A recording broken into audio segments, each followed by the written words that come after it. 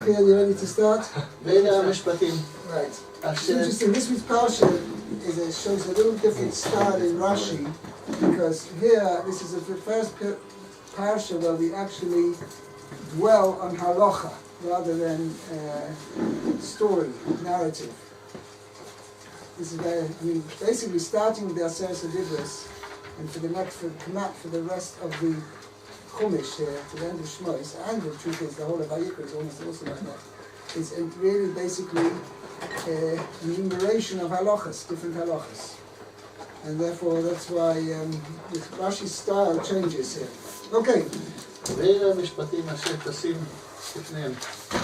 These are the laws which you shall place before them. Now Mishpatim referred to as, when you see, it's more like civil law. Okay? That's what we call Mishpat. Mishpatim are the types of mitzvahs which are civil laws, which even the Goyim have, but in a different style. I think I mentioned this a number of times before. Rav Shimshon Afal Hirsch. You've heard of Rav Shimshon Afal Hirsch? He was a famous Rav in Germany. And he had a pirish on the Siddur. And we asked the question, we say every morning in the Halalukas. Okay, it's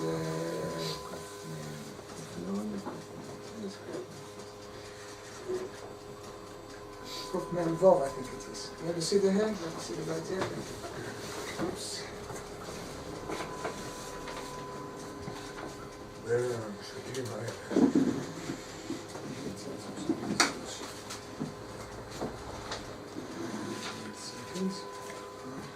Where's it positioned in the prayers? Yes. Where's it positioned in the prayers? Where's it positioned in the prayers? Before Hanukkah, after Asher. Oh, So it's one of the right. It says, Loi Asabak, Taki Devar Yaakov. God told his words to Yaakov, Chukov u'mishpatav Yisrael.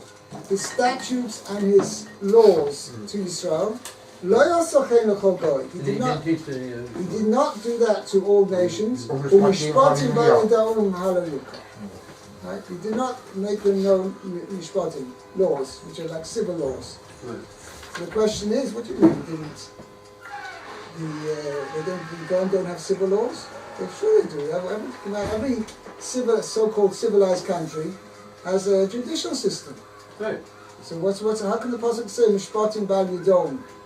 That the Kodesh Baruch Hu did not make known laws, civil laws to them. So it says of Shimshon Fal Hirsch, there's a major difference between our civil laws and the civil laws which the Goyim have. I'll give an example. Theft. What do in the Goyish laws, certainly in England, I'm assuming in America, what is done with a thief? No. Used to be. I mean, we're talking about comparing what used to be. No, I'm not talking about, but even nowadays. Let's say nowadays. I'm not going to film that thing. Wow. What is the thing? A prison. Let's go to prison. Okay. And the old system has cut off. Depends how much you stole. Depends how much you stole. You stole 50,000. Right. So we're dealing with the penalty phase as opposed to the. Okay. So now, also let me ask another point: is what is the idea? What about him paying the victim? Restitution. How major role does that play? Not so much. It's more the penalty. More the Just when penalty. you kill somebody, you pay, just the one you steal. Whatever. No, I'm talking about. So the idea behind it as follows: is somebody's a thief. He's a threat to society. So we've got to get rid of it. We've got to get him out of society, away from society. So what do? Put him in prison. The fact that he has to compensate the victim is of a lesser degree than the fact that we're worried about society, his bad effect on society. What is the Jewish view of theft and the thief? How do we treat the thief? They pay it back. You pay it back. First he's got to pay back. But number two, If you can't pay it back, then it's mishpatim all that. It's a one second. second. If he pays back and he admits it, he pays another 25%. That's correct. He admits to it. Okay? if he doesn't, and there's also there's two things. If there's gzela, which he steals openly, and if he steals stealthily, right? Right. He's got to pay double. Right. But there is a situation. That's something else. That's another point. Even though a ganav, somebody's called a ganav. There's geneva and gzela. Gzela is open theft, right? Open robbery, and geneva is like burglary, whatever. On the quiet, nobody, he shouldn't be found out. So the Torah says, what's he got to pay? Later on in this parsha, he's got to pay double. Now, let's analyze. Why does he have to pay double? That's as compensation for the victim? No, it's to penalize him. So you see from that, there's a prime example that what we're concentrating on is not so much as to compensate the victim, but as to punish the culprit, meaning he has done something wrong. The thief has done something wrong and he has to correct that wrongdoing. Okay, on the one hand, he's got to correct himself. Right. And if he just steals, like say an open theft, so the Torah says, you only have to pay the principal amount. But if he's stolen in a way that he's stolen more fair for mankind, and he's shown for God, your sin is a greater sin. You require a more greater punishment in order to have a kapara. You require a greater atonement for your sin. Therefore, you've got to pay double. In fact, that's the Gemara says it's a knas. It's not really something. I mean, obviously, the person who's stolen from, the victim, has a right to claim it, the double thing. But the ma'aseh b'ikar, the double paying kefel, is really first and foremost a punishment and an atonement for the thief, rather than a compensation for the person who's stolen from. Okay? Yeah. So now you see from there that the Torah concentrates, even in Mishpatim, the Torah concentrates on the offender rather than on the victim. Good. Okay? So therefore, so that's what the Shulchan says. Even though the Goyim have judicial laws, but the guiding principle behind their judicial laws is very fundamentally different from the ones according to the Torah. That's what the pasuk means. No sneezing. The Torah's kind of mishpatim. But you can leave your pizza. The Torah's kind of mishpatim that HaKadosh Baruch Hu didn't make known to the Goyim. In other words, what the Goyim have, their judicial laws, is whatever they feel, it's a man-made laws. But what our mishpatim are given by God, and the underlying principle behind them is fundamentally different from those of the Goyim. That's what's put out in the Pasuk. But the Goyish laws weren't entirely divorced. You know, it makes it sound that they were divorced from our law. I don't believe it was. I think it's loosely based upon our laws. There are many things which are based upon the Torah, the truth, 100%. Right. I just gave an example where you see that the Goyish law is different from our law. Okay. Yeah. And then there's the subject of white collar crime, which I think probably goes along, you know, like stealing, money, Fraud. cooking the books, stuff like that. That it's probably more and more like ours, where it's payment plus and jail, but it's always jail. It's not trying to see the concept of jail in Jewish law. Pay back. In Jewish law, the concept of jail is it's only used. Well, it's foolish, really, in many cases.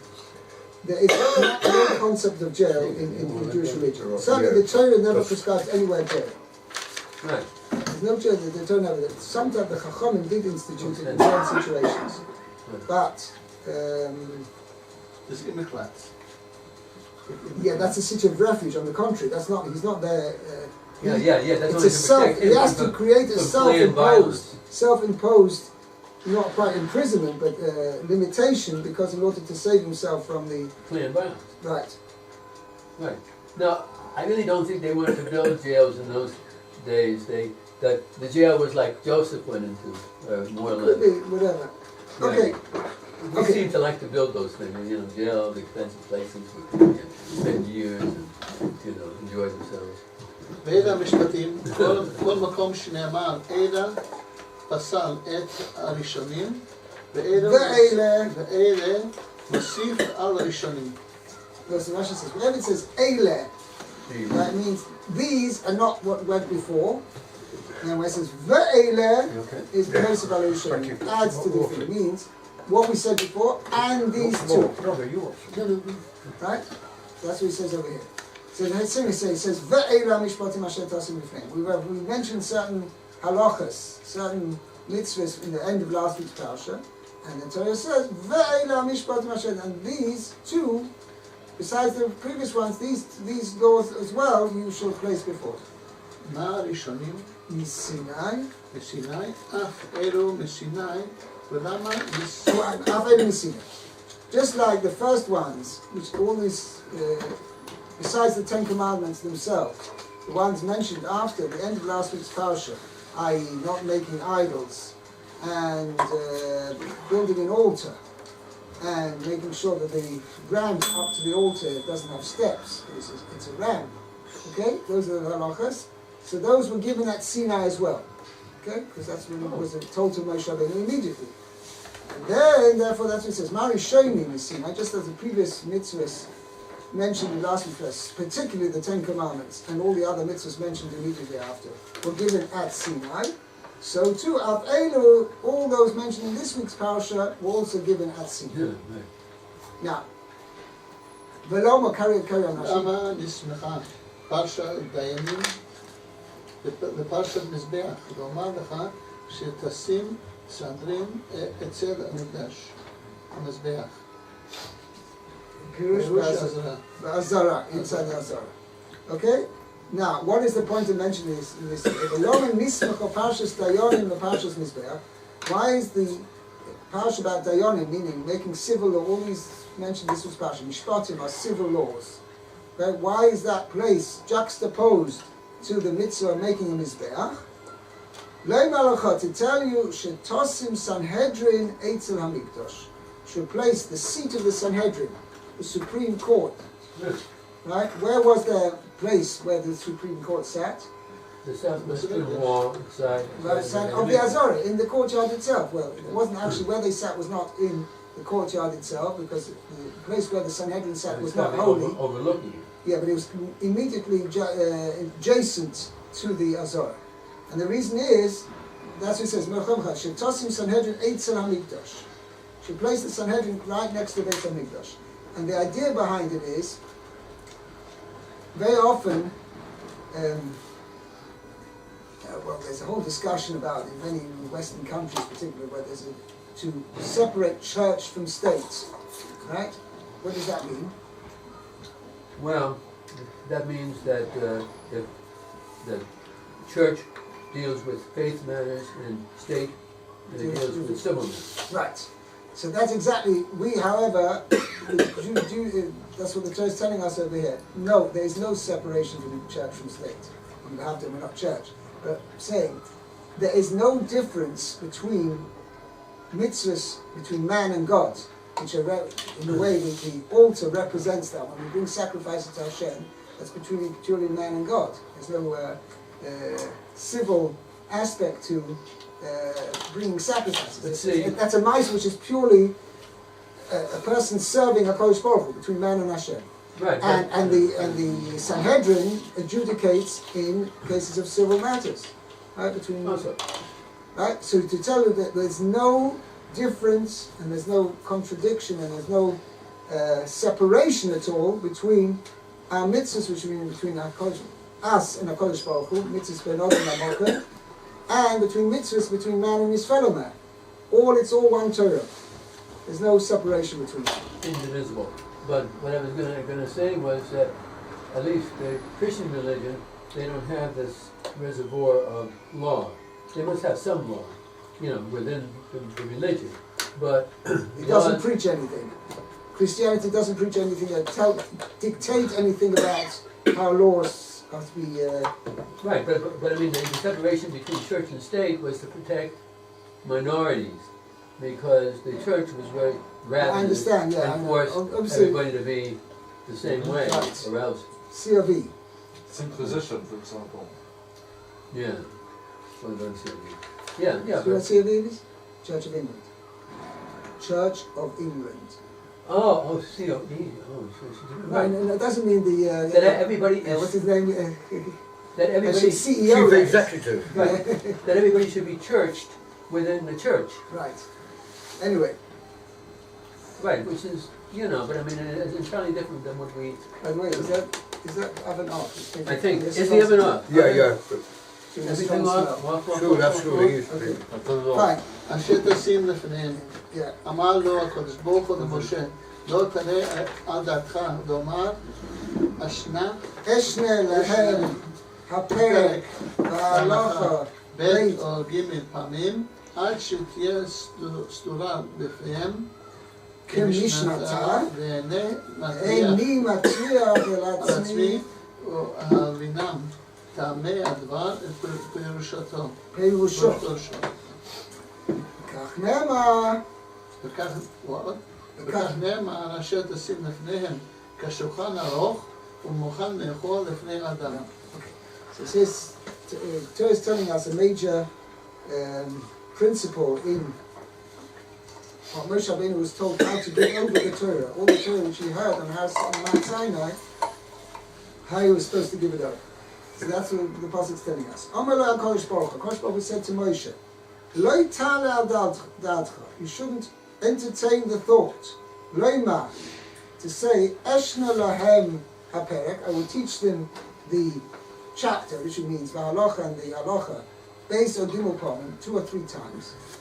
Ad shetei sidura b'fiyim, until it's fluent in their mouths, means knishnasa, as I was taught it, meaning they are familiar with the halachas. Ve'eni matriach al atzmi lavinam ta'amei hadava, but I won't bother myself to give them, to have them understand the reasons behind the mitzvah, u'perusho, in its explanation. Moshe Rabbeinu says, I would have thought, had the Kodesh Baruch Hu not told me this, I would have said, I make sure that they know the halachas down pat, what you're supposed to do, but the concepts behind it and the reasons behind it, I don't need to tell them, whatever. Moshe Rabbeinu, when the time comes or whatever, if they need to delve into it more, whatever, I'll tell them. But to actually when I give over the Torah to them, I don't just have to tell them the basic, not just basic, but all the plain halachas without the reason behind it. And that would be fine. So no, Kodesh Baruch Hu tells me. Kach ne'emar, therefore it says, Asher tosim lifneihem, you shall place before them, kashulchan ha'aruch, like a set table, u'muchan le'echol lifnei adam, ready to eat before a person. Which means, not just telling the halachas is also ready to eat. No, because a person, when he something fully ready to eat, it means he doesn't have to. The salt is there ready. The salt is there. The spices are in there. All the flavorings are already in the food. Right. So the same idea is when a person, Kodesh Baruch Hu was telling Moshe, when you teach the halachas, you teach the mitzvahs to the Jewish people, you've got to have all the flavorings inside there too. Meaning they have to know all the reasons behind it. So therefore when you give it over, it's with all the flavorings. By the way, when Rabbi Yosef Karo wrote his monumental work of halacha, what did he call it? Shulchan Aruch. Shulchan Aruch. Right. What means a set table. That's where he got it from. Right. This chazal. Set table means therefore everything, all the halachas are there presented, ready for them. Yes. לפניהם, לא לפני עובדי כוכבים. Okay, now, he said, it says, Rashi is bothered by what do you have to, the word lifneihem seems to be superfluous. These are the laws, asher tosim, which you shall place. As obviously before who else? Lifneihem, before them, meaning for the Jewish people. Who else is receiving the Torah? So Rashi says, lifneihem, below, right, for them and not before goyim. Vafilu yodata, carry on. Bedin echad. Even if you are aware with a certain law, certain halacha, sheheim, דנים אותו כדיני ישראל. that they judge it just like the Jewish people, that Jewish judges judge, means that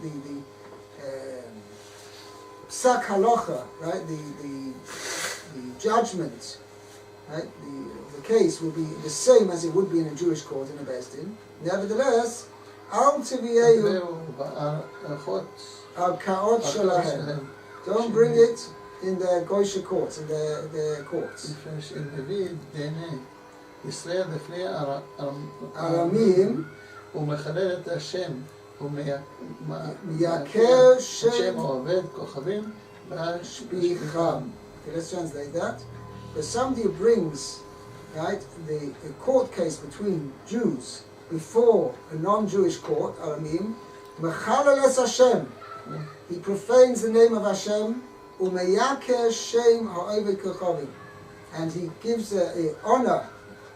He accords honor to the idol, the hashpicham, that they should be going, that they're going to praise their idol, or even praise their form of judgment, of justice, or their legal system. You see, why doesn't the Jew go to his court, to his Beis Din? Why does he come to our court? Oh, you see, must be our courts are better. Okay, and especially if they're idol worshippers, they say, look, that's must be that our idol is providing a better legal system than the Jews. Is there any problem that he could copy it? It's nothing secret. They could model their system on our system without even us teaching them. That's up to them, not up to us. Yeah, all right. Right? We should encourage it, but it can be done. Yeah, why not? But the point is, it's an important thing that whenever you have, let's just finish the Rashi. שנאמר כי לא צורנו צורם, no plilim. Right? It says, Kilo k'tzurenu tzuram. Their rock, which means their source of strength, is not like our source of strength, which is Hashem. V'oivenu, and our enemies, plilim, are our judges. Right? So Rashi explains, that's what Pshat in the Pasuk. K'she'oivenu plilim, when our enemies are judges, means we refer our judicial cases to them. Right, this is a testimony to the superiority of their faith, or whatever, of the judicial system, which is based obviously on, especially the Goyim, will base everything on our form of thinking, and our religion or whatever is better than theirs. And that's why they're referring their case to us rather than judging it in their own courts. By the way, it's an important thing that people are not always aware, that if it's a court case between two Jews, and especially this is more applicable in Chutz La'aretz, but it can also apply over here, it's forbidden unless the Beis Din is not given enough power to actually carry out the judgment, or whatever, their sentence. But it's forbidden for two Jews who have a dispute between each other. It's forbidden them to go to non-Goysha court, to a Goysha court, or to a non-Torah based court. Rather, they should at least initially present their case to Beis Din, and the Beis Din feels that they're not empowered, they don't have enough power to enforce any judgment, then they can refer and say to the person, okay, you can go to the non-religious court here in this country, and you can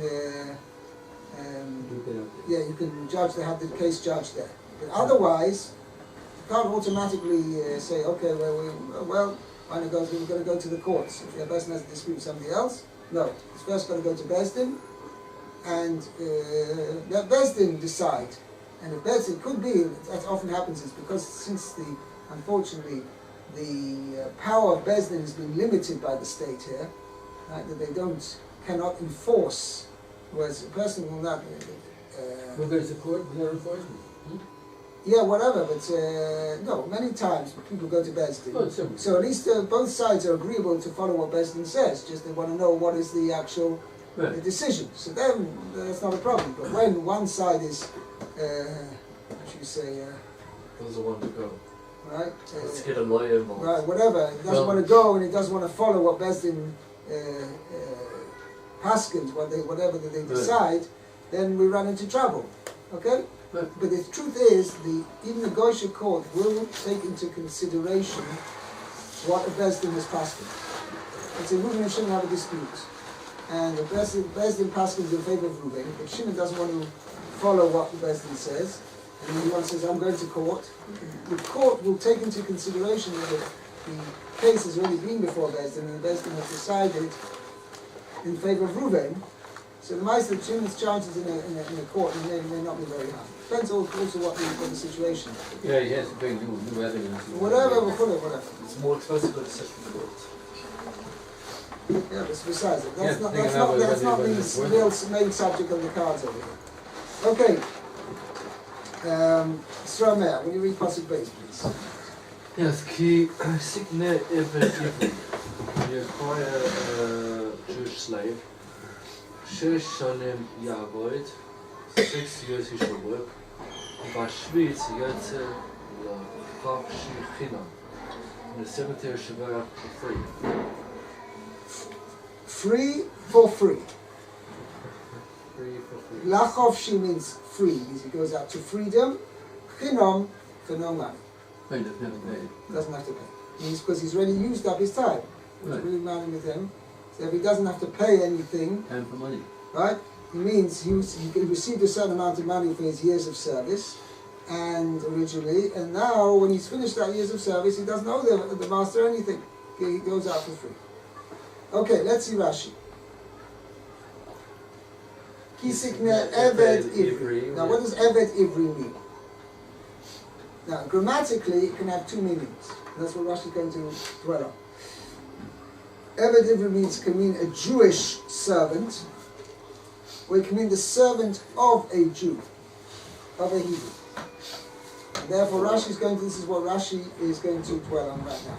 Okay? Says Rashi, Kisikne Eved Ivri. Eved Shabu Ivri. Eved Ivri. Rashi is explaining straight away on my question. Answer the question. What does it mean, Eved Ivri? A Jewish servant. A servant who is a Jew. So you say, oh yeah, no, maybe not. Ela Avdo Shal Ivri. Ela Avdo Shel Ivri means a servant of a Hebrew. And who is that? Eved Kanani, it really means a non-Jewish servant. Shelekachto in Yisrael, who has bought this Jewish servant. A non-Jewish servant who has bought it, meaning Reuben has bought this non-Jewish servant from Shimon, who is also a Jew, who previously owned this servant. But our love about him, it says, you're going to say, Shei Shonim Yavoid.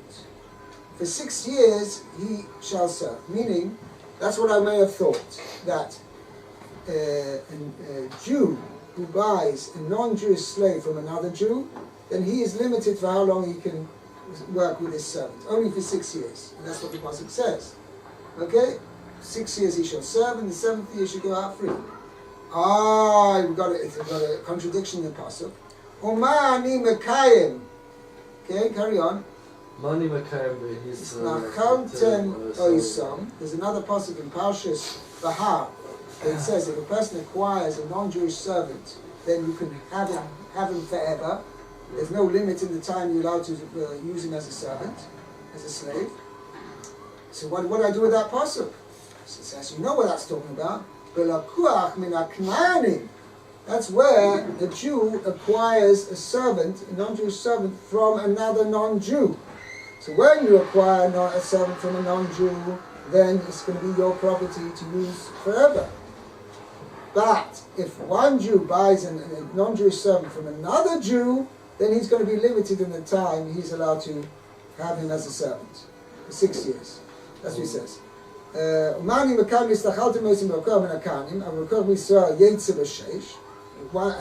Non-Jewish servant acquired from Israel will go out after 6 years. So Marasita says, Rashi, no, that's not. This is all quote from what's called the Mechilta. Talmud Leimar, Ki mocher lecha achicha ha'ivri le'amarti elo ba'achicha. And there it says a similar halacha that he works for 6 years. It says, if your brother, the Hebrew, the Jew, is sold to you. So you're talking about who's your brother? A non-Jew, every Canaan is not considered your brother. Only somebody who's a fellow Jew is considered your brother. So when it says, if your brother, the Jew, is the Hebrew is sold to you, and then the din is he serves for 6 years, it must be referring, that is referring to a Jew. So similarly over here, when it says Kisikne Eved Ivri, means a Jewish servant, not a non-Jewish servant belonging to a Jew. Okay, let's continue. Kisikne. Tsama, continue. Kisikne requires Miyad. Bezdin Shema Charuhu. Miyad Bezdin. If you acquire, it says, if you acquire a Hebrew servant, Sheishonim Yavos, you should work for 6 years. So who are you acquiring it from? Miyad Bezdin. You're acquiring this servant, this Jewish servant from Bezdin. What pshat? Shema Charu Vignedosei. They sold him for him having stolen. As we're going to see later on, Chumash Ne'emar, later on in the parasha, it says that somebody who's a thief, a ganav, has to pay back. And it says, in Ein Loi, if he doesn't have with what to pay back, then he gets sold for his theft, which means he's got to sell himself to raise the money to pay back for the objects he's stolen. Okay. Oh yeah, no, maybe not. Maybe the pasuk talking about when you acquire a servant, a Jewish servant. It's not talking about a Jewish servant who was sold by Bezdin for his theft, but a Jewish servant who sells himself. And there is such a concept. A person who's hard up, he can sell himself to raise some money. Right? Somebody sells himself because of his hard times. Bezdin, somebody was sold by Bezdin, maybe he doesn't go out after 6 years, but he remains a servant till he fully pays out what he owes.